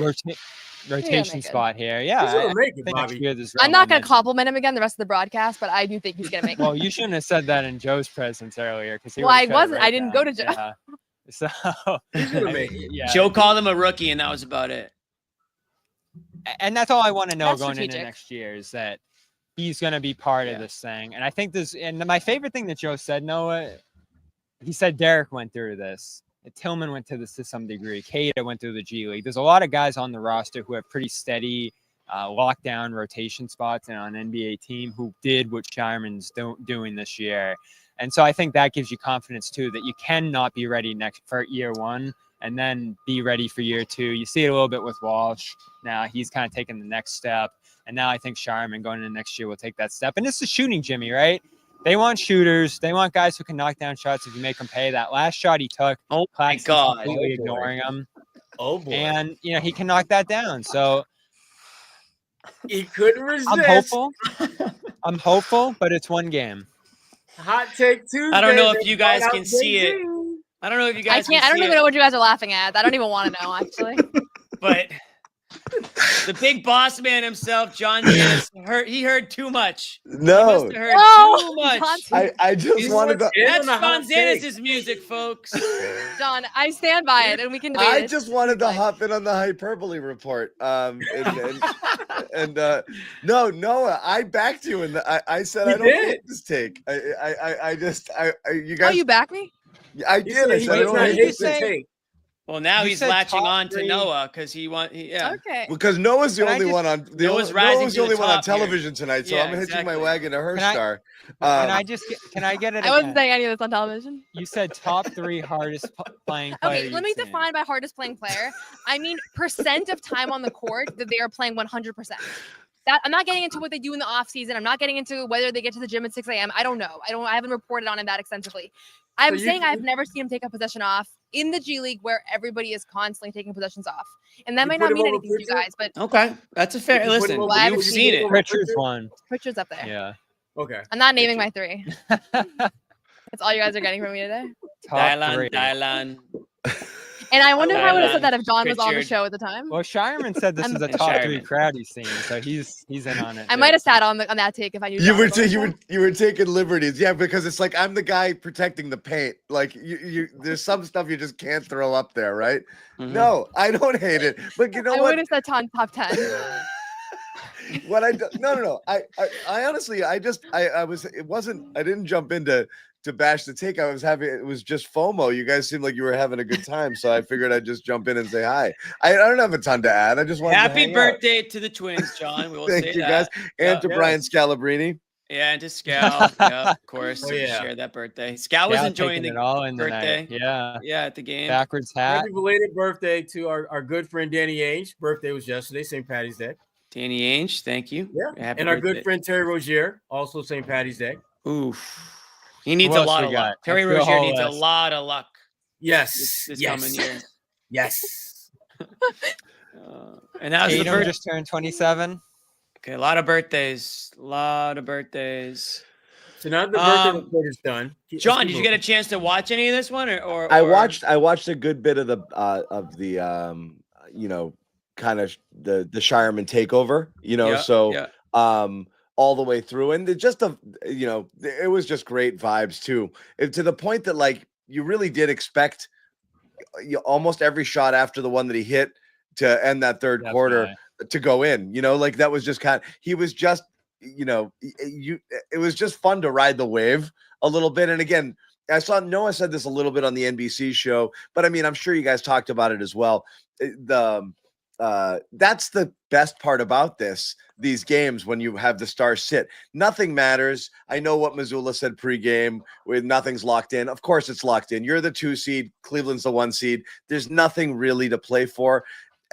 This is more fun. You want to see a game where 4 starters sit. I want to see the JD Davison, Baylor Shireman. I want to see the whole thing. I want to see the main Celtic takeover. You just saw it in Indiana Yeah. They were down 5 starters, and they beat Denver. Denver. Yeah. That's way more fun than watching Tatum like the other night not really feel like playing, take 80% of the game off, show up for 2 minutes and play. No, just sit, let the kids play. It doesn't matter at all. So you love that. And that's the thing. From these moments are born opportunity. And so like the Shireman thing is fun for a night, but it's also like looking ahead, it's hope. It's like, oh, what if we got this guy? What if we got that small forward? What if we got the wing to come off the bench and to help out here? What if it's something? And just getting that little taste is going to change how you're going to view him going forward, him heading into the offseason, their general outlook of things. So getting these little flashes in this game, this real game experience for these guys is great. So I love it. I want to see more guys sit and more opportunity like this. I want to see Shireman start a game. I think I love that stuff. And it's easy to forget, but he's Brad's first round pick ever. Yes, this is I the know. first guy that has pedigree, potential, the ability to actually become a rotation player for this team long term. Walsh was a flyer. JD was that first flyer deep in the second round. Katie even. A very deep pick in a draft, two-way guy. So they're taking a lot of flyers on guys who have gone through Maine. And you almost forget with Shireman, because he went through Maine as well, that this is a consensus first-round pick guy with a real skill set. And again, the shooting, the passing, the rebounding, it's all there. And again, I'm a little disappointed it didn't flash more often in year one, but the fact that you're seeing it now, better late than never. And I think he's looked really good in recent weeks. The other reality is he hasn't really had much of a chance, because if you look at this roster, like, who is he going to play over? It's not, he didn't get drafted into a situation where he has a real pathway to significant minutes off the top. And also, like, regardless of whether he's older, and I said this earlier in the year, like, there is still an adjustment period to playing in the NBA regardless of that, just because it's a different speed, it's a different game. And so I think he's right where I kind of expected him to be at this point. I don't think he seems behind schedule. The fact that over the past few weeks, whenever he has played, I think he's impressed for the most part. I would expect him to be in the rotation next year. Like, that's kind of how I feel right now going into the summer. I hope so. No, I don't think. I think the book on him was what it was, in the sense of like he's got a good court sense, and he's got the shot, but really, does he have the foot speed to be able to keep up in the NBA? And there is a cutoff. It doesn't matter how good you are, and so I take that back. You have to be exceptional if it's really, really, really difficult for you to be able to athletically hang in there. So like, it's just harder to succeed if you have a physical or athletic profile like him. But I think people were expecting, well, he'll hit open shots when they come to him, but he was so dreadfully bad from three in the early part of his career, and again, he hasn't had very many opportunities. Right. That was kind of like, wait, can he not shoot also? Is this a Neesmith thing again? Like, did we draft a guy who was supposed to be a lights out shooter and he's not? And I think that was the only thing people were like, oh, he can't even do the thing that he's supposed to do, like at an elite level. So seeing him shoot the way he shot tonight, getting those shooters roll, doing the little Hauser shot from the corner where he catches it basically at his eyebrow and releases it without having to pull it back down. Things like that. It's like, okay, there's that thing that he does, which is great. But it's almost unfair to judge him on his early struggles, because there was just no opportunity. Was it Pritchard that didn't hit any threes early? I know Grant went through that stretch one time. Yeah. Again, Jamal it's just Murray. it's not fair to judge. There's not enough of a snapshot. It's just a snapshot. As you guys said, it's a red shirt year. It's a red shirt year. When you get two shots and you miss both and you're done, that's just no way to play. And for him too, Noah, he's an off the dribble shooter. He's not a catch and shoot guy. So he has more opportunities to run offensive sets, create his own shot. I think those are going to be situations he's more comfortable to produce in. Yeah, and like it was a very limited sample that he got early on here, and he was shooting well in the G League from the start. And so you saw the versatility. He had like one no dip three. Like, those are the kinds of moments that it gives you. It gives you some, like, you don't want to go too crazy, but it gives you this feeling of like, okay, what can this guy become? And he has Sam Hauser, who literally has paved the path. How do you go from being a guy that has some athletic limitations, a really good 3-point shooter, time in Maine to being a rotation player. And obviously they're not the same player. They have a lot of differences to their game. Hauser was undrafted. Shireman probably has more skill than Hauser did coming in. Yeah, I think the thing with Hauser is that Hauser is an elite three-point shooter. We've talked about it. I don't think that anybody else can compare on that side. You know, I don't think Baylor is where Hauser is, but he has a lot of other advantages that Hauser doesn't have. And you saw some of those in various moments over these past few weeks. So yeah, fun game. Best case scenario, I think, for these weeks is like every night you want to have somebody have their moment. And there's some guys that still haven't had their moment. And I think they need that one moment going into the postseason, going into the offseason, going into next year, because it doesn't totally matter in the scheme of things. But to that person, Can like we get a their, Tillman game? I didn't want to name names, but like Xavier Tillman hasn't had one impactful moment here this Nobody season. needs a game more than Tillman. Yeah. Look, guys, enough. That Not everybody gets a game. That's Unfortunately, it doesn't work that way. That's it. We've done that, right? Why? Yeah. Meaning like sad reality. No, you don't know what you have in Baylor Shireman, so you're giving him opportunity to see what he has. I'm afraid, sadly, Tillman's lack of playing time has nothing to do with them just not giving him a shot. It's the fact that they gave him a shot that he's not playing. I think he's proven that he doesn't deserve the minutes, so I don't see it coming unless if I'll put it this way: Xavier Tillman starts playing meaningful minutes, everything has gone wrong at this point. So he's finding something out there. Sure. Yeah, sure. I mean, I honestly don't. Okay. I think don't forget that 3 in the finals, John. That was the same guy. I'm concerned about him too. I'm not gonna say I don't think anything good is coming out of him this season, but I'm just gonna acknowledge the fact that He's your fifth center. What do you want? I don't know that. I don't think it might not even be that. I was gonna say that's an upgrade, perhaps. Yeah, I don't think so. I don't think I have to think the knee or whatever it was never was right. Yeah. He just doesn't look right. They know it. I mean, he can't get into games when they're down 3 and 4 rotation players. He's way buried. So I don't see that happening. But I'll ask you guys again. You know you're going short rotation in the playoffs. I mean, you're obviously not expecting to see Shireman in any meaningful games when you get into the postseason, right? I don't even know if you're expecting to see Keita. Keita would have the best shot, and they keep doing the Cornet Keita thing. It's the third time we've seen it in a week, so I think that's building toward trying to work in some amount of Keita minutes, or at least having him ready to play in that situation.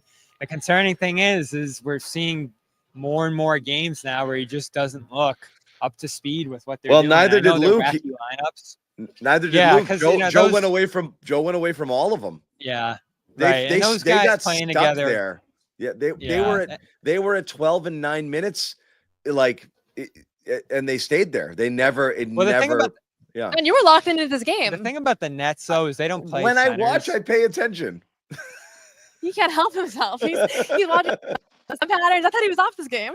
Yeah. I think this is just kind of a matchup thing too, though, for those guys, because the Nets play 5 wings and take their center off the floor. So all of a sudden you have like Zaire Williams going at Keita and Martin going at Luke. So they just have wings attacking the Celtics bigs from every direction. And it made sense to just scrap the double big stuff and go small in this one. So it doesn't make me think all these guys are screwed, but it wasn't a good look tonight. No, and John, to answer your question, like who else has a shot here at the rotation? I think if Baylor Shireman is playing minutes, it means that somebody important got hurt. So I hope that doesn't necessarily, I hope that doesn't happen. But I do think that I wouldn't have expected Xavier Tillman to play minutes in the NBA Finals last year, like based off of how little he was contributing since I want to see traded. like 5 So you more just don't big know. Shireman games before we even discuss. No, I'm that, not saying yeah. I don't. Again, if I had to put money on it, he's not playing in the playoffs. But you just never know what can happen, and to have a bunch of guys that are 0% ready for a big moment is not a good thing. Who has a better shot, Craig or Shireman? Probably in a limited stint, probably Craig, just because he's been there. Yeah. I think so. Can I tell you what fans are going to do? Fans are going to start questioning whether or not Shireman should take Hauser's minutes. And I'm not. I know. I'm not. Why would they do that? The fans are so quick on Hauser. Because you want to. Because one, Hauser's been a little bit of a disappointment this year, and 2, you look at a guy like Shireman with his pedigree as a first-round draft pick, and you're thinking potentially higher ceiling, and you're wondering, did he unlock it yet? Can he jump in there? I'm not doing that. I'm saying I believe that's going to be those conversations I are going to be remember had. going into last year, a lot of fans rushed to say Shvi Mihailuk was going to pass Hauser, and look what happened there. I don't think there's any. Hauser? I'm concerned about Hauser, given some of the ways he's looked this year, but not to where I'd say Shireman could step into his role. They're different players. They're Hauser's very different back to players. shooting 40% from three. Yeah. Hauser's also a victim of this thing that I'm going to name this the Jaylen Brown, like, discrimination or whatever it is, where there's a certain play that a guy does that's super frustrating. People, like when Jaylen dribbles out of bounds or dribbles off his foot, people are like slamming their TVs, like they can't watch it. I think Nimi has some of those plays where he's just so frustrating around the rim. I think when Hauser gets scored on or when Hauser misses 2 open threes, people are like, I can't with this guy. And so the leashes are so short. Those 3 guys, I think, are the most like the least subject to any sort of freedom around. Like give them a second, because there's a body of work with this guy. Like, he's been a 40+% three-point shooter his entire career. He had the best defensive rating in the NBA last year, and he's been fine this year. He hasn't had No a one terrible. can replace him either. I don't know what it is. Like, I'll look on Twitter and it's like 2 minutes into his stint and they're like, trade this guy. Because like he missed 2 threes and like got scored on once. My concern all year has been he was so important to the run last year, and you're so thin at wing that if he can't go or he's not himself, there's no replacement. Like Craig can't do it clearly. I think we're seeing Shireman and Walsh aren't ready to do it. So what you're going to do is go double big. And double big can be great in certain matchups, but in other ones, you're like, all right. And obviously it's going to take Luke being able to play alongside Porzingis and play alongside Horford for long stretches there. You're a little thin, John. So one injury, one guy not playing right at all, or a rotation cut down, it just doesn't look great against real competition. Shireman enters the conversation for next man up, in that if you got to play someone, is it Craig, Walsh, or Shireman? You know, like he might be able to put himself into that convo should that opportunity arise with another. But you got to do it again, right? You want to see. I want to see this repeat itself. I want to see a 20-minute game from him or a 25-minute. And think game. of the defense too, like the level they hold these guys to defensively. If you watch the Brooklyn game on Saturday, he was completely lost in that game in the fourth. He's not close to being able to play playoff minutes, and that's not a knock on him. We've seen 1 or 2, I guess, great games from him at the tail end of his first NBA season. I put it at like 0.1% chance he impacts the playoffs, and that's fine. Oh, well, yeah, it's probably lower than that. What I do think is going to make a tremendous impact on the market here, as it always does, is, of course, our CLNS Garden Report bracket. That's what we're doing. And I'm introducing it here. The bracket is out. The bracket is out, and as you can see here, the seedings are in place. Vegan Brownies slots in as a 1 seed in the phenomenal region, taking on Untrained Eye in the first round.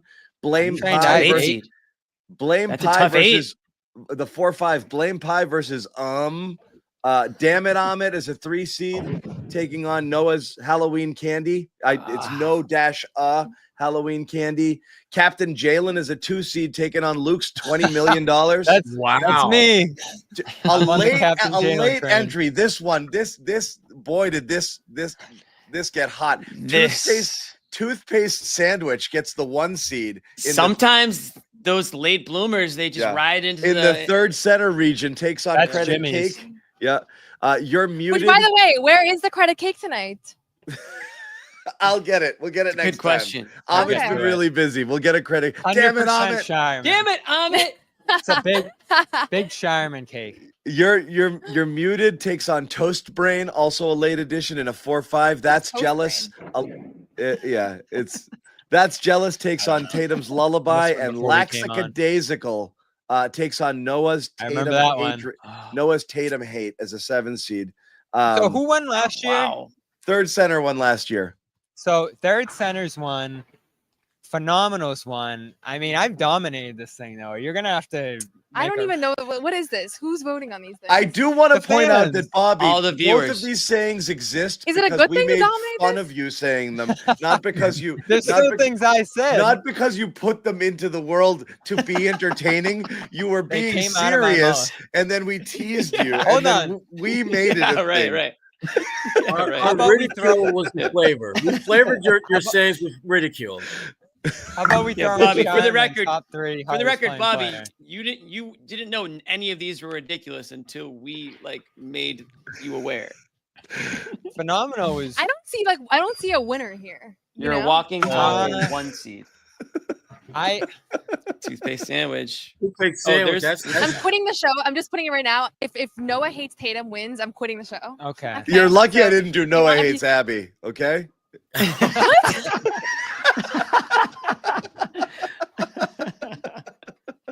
I don't. Yeah. People would ask. I was complaining about the Noah Hates Tatum thing because Jimmy texted me before the game that he told NBC to put Noah Hates Tatum on my nameplate, which I was like, knowing Jimmy, maybe that's true. I don't even know. And so I was sounding off I pregame texted about how Max. Yeah. So I still don't know where it came from. So I you knew want me at off one the show. point, This is I your chance. forget. You can vote. This for is that. it. We Who got do I have to. winning? I don't know. gonna go This is Captain wide Jalen. open. I will say Let's go with toothpaste sandwich. there is a lot of parity this time around, and some Yeah, of it this is. Sandwich. Dark. It's good for the league. if you weren't in the show, Good for the league. some of them carry, right? And they have and they reach more people. If you Right. weren't in the show for toothpaste sandwich, it might not make Some sense people to might you. not know what any of these. Yeah. You know, Yeah. if you weren't in the Laxicadaisical show, that might also not make sense to you. So That was some a of this dark stuff, horse. like That was Noah's Damn it, Tatum Ahmed. hatred, has been going Damn on it, all Ahmed is season. my dark horse. It also Yeah. doesn't. It But doesn't like Damn it, Tatum, Ahmed Tatum, could win. Tatum Absolutely. Lullaby. Tatum Lullaby is a pretty strong 60. That's a pretty funny thing. Well, to when do. we talk about So some what of them are appears one-offs. most often. Yeah. Yeah, so what appears most often? Jimmy says "damn it, Ahmed" every night. Yeah, I like know. Damon Ahmed. I like Damon Did Ahmed we get as, a vote? as something. Yeah. We can vote. Okay. So, John, you I'm want to looking forward to explain casting how my the vote. voting process works? So we are going to later this week we will put up matchups that you will vote on in the show. We'll also put them on our Twitter, and we will compile the votes after X amount of time. Each one's going to sit up for possibly the duration of a game or into the next one. We'll do more than one matchup per show. It'll usually be like first half of the show, second half of the show. We'll compile them all. Someone's moving on, someone's going home. It's as simple as that. We'll whittle it down to the great 8 heading into next week. So we'll go from 16 to 8 by the end of this weekend. And that's what we will be doing here.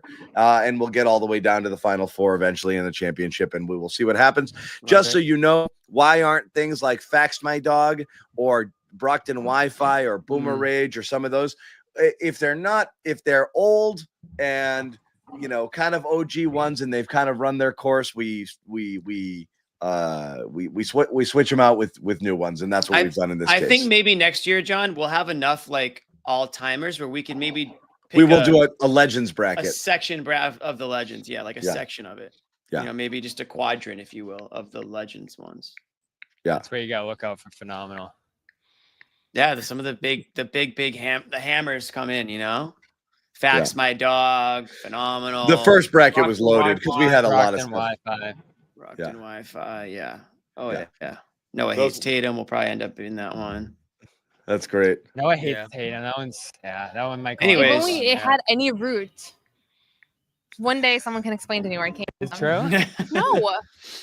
But It will have it to be never, it bracketed. didn't come out of anything. People just started saying it one day under John's did. orders, I think. So They ran. I didn't do it. The chat did it to you. no, I don't think so. Yeah, I I didn't think know. it was I did kind of a not chat order the thing. code red. The chat just was like, "Wow, Noah hates Tatum," and they just ran with it. Yeah, and then we I don't posted. know them about up that. there. Yeah, I'm fairly Feels like certain. John Maybe threw we the should lob. blame. Damn it, Ahmed. We'll blame Ahmed. We'll blame Amit. What was on it? I'm being informed by Jimmy that the terrible things have happened here. We didn't tell you about another it, one of our Amit. Damn What it, do I? Amit. How many jobs did you have here? 2 ad reads and a bracket. I'm here at 1:38 into the show doing both of these things. A lot of things happened between our My goodness. 45-minute mark and like right now where we're getting into opportunity. Well, get down with game time, people. Okay, you know it by now. It's a great ticket app here. Download the Game Time app, create an account, use code CLNS, $20 off your first purchase. Terms to apply. Go. Celtics are hitting the road. That's going to be a little bit tougher to do, but there's plenty of stuff here, and I got it. Damn it, Amit. Damn it, Amit. He did it to me. This whole StreamYard's all screwed. I'm just cracking up in the corner right now. There it is. Game time. Check it out. Sign up. It's very intuitive, very easy to use. All-in pricing, panoramic views from your seats, not just games. You can go do it, check out concerts or anything that you want to do. There's a lot of great shows and a lot of great acts coming in. The summer concert season. You want to get involved with that as well. So again, check it out. Game time. Super fun, super easy. Download that app. I've used it multiple times myself. Use code CLNS, $20 off your first deposit. Guys, I extended this show beyond probably where you wanted to take it. So I'll ask you if you want to have any final thoughts, and then we can wrap it up. Noah's got to go to the NBC after party anyway. That's true. So, small thing tonight. We've talked about the last handful of games. More Drew involvement, more point guard play from him tonight. What do you have? 7-8 assists. That's a big thing to watch for down the stretch here. But those threes, Bobby, and Bobby Manning's going to dig deep into this 3-point problem. You guys will get it. Get a little taste of that probably tomorrow. The Drew Holiday 3-point. I keep waiting for him to break out of this malaise, and I'm putting myself on the record here saying I'm not concerned. And then I see an 0 for 5 night. Or fall that came after a 1 for 5 night, and I'm feeling uneasy. I think a good answer to that though is putting the ball in his hands, because the problem is teams aren't guarding him. You have to guard a guy with the ball in his hands, and when he's moving it around, when he's getting downhill, when he's making cuts, I think he can counteract some of those shooting struggles. But it took a long time for them to figure out that was the solution. So I hope they can develop that a little bit over the last 10 games here. Last thing I'll say is just, Kristaps Porzingis missed his 2.5 weeks. Guy could teach a course at this point on how to come back from extended absences. I thought that he looked great both of these games. Defensively, rim protection, just like they were gonna probably be down by 15 if he wasn't in this game. Like, he really kept them in it. And so again, I get nervous when they rely on him just because he has been so in and out during the Celtics tenure. But with 13 games here left to go, like, fingers crossed he can work his way back into shape and be a big factor in the playoffs. But I was like genuinely worried about him with this illness, because I thought to myself, like, if he has something that could linger for a few months, I told you, Jimmy, or something serious, I don't know. Maybe I'm just too much of a worrier when it comes to those kinds of things. But I'm very relieved to see him back in action and playing the way that he's been playing over the last few games. There's a lot of concern on this beat. I was worried about Kristaps. One of the things not shown on this lower third here, this graphic about Porzingis, I think it was 3 assists he finished with. 2 of them were one-handed passes. I've been talking a little bit throughout the year. Obviously the Shireman one, but then one to the corner. Was it Craig? Where he just catches it and redirects it.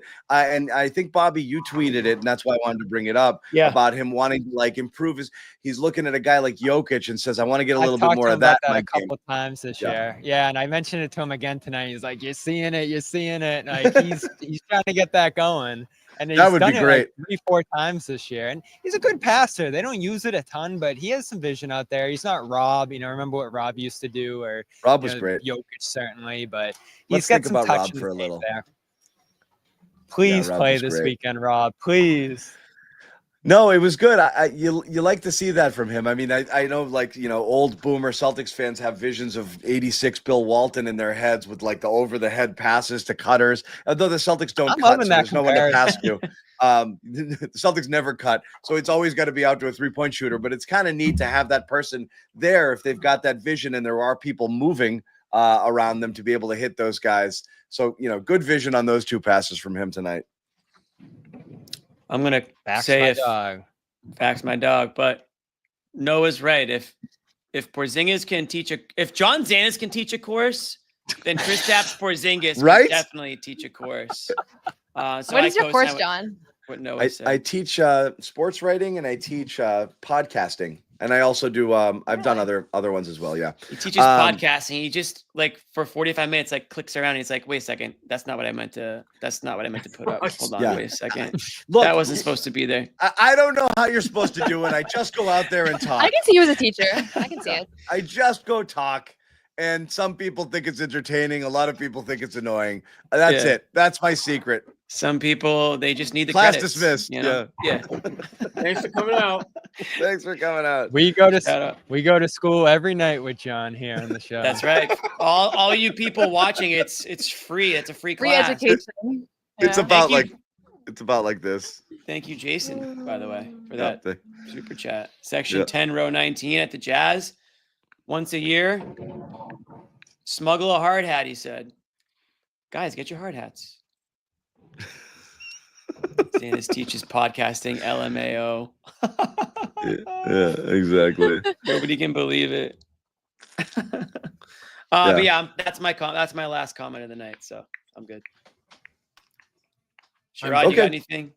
I got nothing, man. It was a Dude, Shireman show. It was a man. Shireman show. It was a Sherrod and Shireman show. 6-game trip. Yes. There we go. Now. Okay. Well, thank you guys for holding it down. Congrats to Noah for her television debut. Congrats, Noah. Yeah, good stuff Thank there. you. If you guys didn't check it out, Noah was schooling people on the panel. With the well, you know It was what? weird Of to the- not feel under attack, John. of the I missed people that, that honestly. seriously, they took it really easy on you. I was trying to They text did. I was like, where?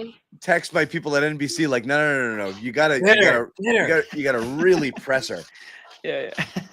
But no, I mean, Noah, on that panel, I mean, you've got people who aren't covering the Celtics on a regular basis, so they were leaning on you hard for like, what's I going knew on they with this would. I team? said Yeah. that to her. Yeah.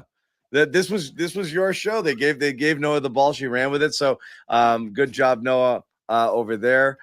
Make sure you check it out. All the written stuff on Celtics blog. Obviously, check out Bobby Manning's work at clnsmedia.com. Sherrod Blakely with the Big Three podcast. You don't want to miss that on CLNS Media. And of course, his Substack, which you can find where? Sherrod Blakely. Find me. Just search me. I'm there. Just Google him. Just Google Sherrod. Sure. Yeah. He's on there. Yeah. I'm there. It's just on the internet. And Jimmy Toscano? What about Jimmy? Internet Yeah, you space can just thing. Google me. You know, too. he You'll just does find what he me. does. You can Yeah. Google him too. You just find Any me. upcoming shows, Jimmy? Actually, nothing this weekend. I'm working on a few new things. I have some announcements coming out. Thank you, Noah. Yeah. You'll be the And then, first to know. I forgot to mention, Noah, you Thank got you. Boston as well. So there's a lot of stuff. Jimmy John podcast still in development. Working on miss it. Yeah. Don't working on miss it. a Jimmy show. If he posts an update, you go to it. That's what I do. So make sure you guys check it out. Make sure you guys check it out. Thank you guys for hanging on the Garden Report. We got late ones coming up. Well, not that late because the Portland one is 6, but a 9:30 start in Utah. We will, of course, be there. Noah, are you doing this trip? Hitting me 9:30. I'm doing the last 3 games. So Last 3. So you're not the first 2. Okay. Memphis, So, San Antonio, Phoenix. okay. So we'll be back on Friday. You'll catch some of us, if not most of us. But thank you guys again for watching the Garden Report, and we will see you on Friday. No one's sneaking a vegan brownie by me, I'll tell you Okay, you know what, John? We're gonna do it. You have to feel that way too, Bobby. I have to Same. feel that Same way. to you. Let's fly out over and make Luke your first center. Bobby, we gave you Luke hour early. We're not going to end this on a damn conversation about Luke